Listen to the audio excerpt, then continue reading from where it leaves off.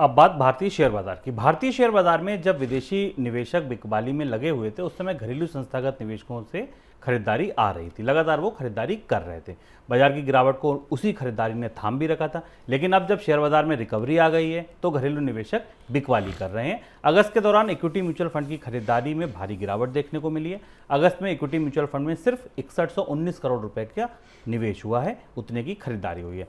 अगस्त 2021 के मुकाबले ये 31% कम है। और इस साल के मार्च में हुई खरीदारी से देखें तो 78% की गिरावट है। सर, घरेलू निवेशक अचानक क्यों बेचने लगे जब बाजार ऑल टाइम हाई के करीब आ रहा है? हाँ, क्यों घरेलू निवेशकों की बिकवाली को हमें दो तरह से समझना पड़ेगा। पहली चीज तो ये कि ये म्यूचुअल फंड्स की बिकवाली है, ये रिडम्पशंस नहीं है, यानी लोग अपना पैसा वापस नहीं मांग रहे हैं म्यूचुअल फंड से। म्यूचुअल फंड एक बेहतर लेवल पर प्रॉफिट बुक करने की कोशिश कर रहे हैं या निकलकर एक मुनाफा वसूली की कोशिश कर रहे हैं। अब यहाँ एक दुविधा होती है कि म्यूचुअल फंड्स उन सामान्य निवेशकों में से नहीं जो एक बार पैसा लगाते हैं, क्योंकि म्यूचुअल फंड्स के पास तो कैश का फ्लो लगातार बना हुआ है, SIPs के जरिए पैसा वापस आ रहा है। तो शायद वो इस कोशिश में है कि बाजार में एक स्तर थोड़ा नीचे आए और उन्हें और बेहतर मुनाफों का मौका मिले, और इससे पहले वो जितने मुनाफे अभी निकाल सकते हैं, जो प्रॉफिट बुकिंग कर सकते हैं, उसे लेकर वापस निकल जाएं। हमने बिल्कुल इसका डाइवर्जेंट ट्रेंड देखा था पिछले साल अक्टूबर से लेकर, और अभी हम सितंबर में खड़े हैं। लगातार भारत के बाजार से विदेशी निवेशक निकल रहे थे और घरेलू निवेशक खरीदारी कर रहे थे। अब विदेशी निवेशक आए हैं और उन्हें बाजार में ऊंची कीमत पर प्रवेश का दरवाजा मिला है, क्योंकि जिस स्तर पर वो बाजार को छोड़कर गए थे, उसके बाद भी बाजार में भारतीय निवेशकों ने खरीदारी की और वैल्यूएशन ऊपर थे।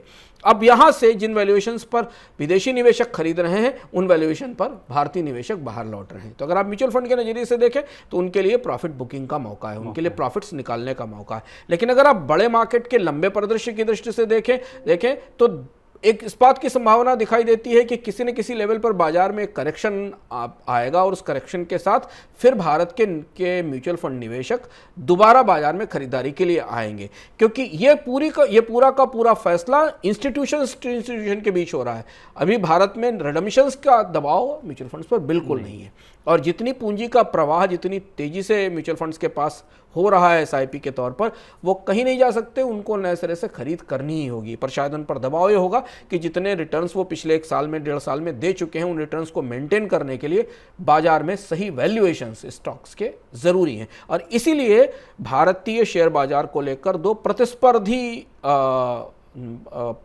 विश्लेषण हमें हमेशा मिल रहे हैं पिछले 1-1.5 साल से, कि क्या भारतीय बाजार ओवरवैल्यूड है, क्या भारतीय बाजार में वैल्यूएशंस बहुत हाई हैं, इन पर खरीदारी करनी चाहिए, या भारतीय बाजार में वैल्यूएशंस तो कम है क्योंकि भारतीय बाजार तो अंतर्राष्ट्रीय बाजारों से डीकपल होकर अलग चल रहा है, और यहाँ से कीमतों में और ज़्यादा बढ़ोतरी की गुंजाइश है। और यहाँ एक और ध्यान रखना होगा बात कि फिलहाल दोनों ही खेमे, चाहे वो हाई वैल्यूएशन का खेमा हो या वो लो वैल्यूएशन का खेमा हो, भारतीय अर्थव्यवस्था के मैक्रो फंडामेंटल्स अभी इन्हें सपोर्ट नहीं कर रहे हैं। भारतीय अर्थव्यवस्था में महंगाई, मांग, ग्रोथ, खपत, उत्पादन, ये सारे आंकड़े अभी शेयर बाजार की जो मौजूदा केमिस्ट्री है इसको सपोर्ट नहीं करते हैं, इसके साथ खड़े नहीं है। तो ये परिस्थिति है बाजार की इस समय, इसलिए बाजार हमें दोनों साइड में साइडवेज मूव करता लगातार दिखाई दे रहा है कि बाजार में एक सीधी दिशा नहीं दिख रही।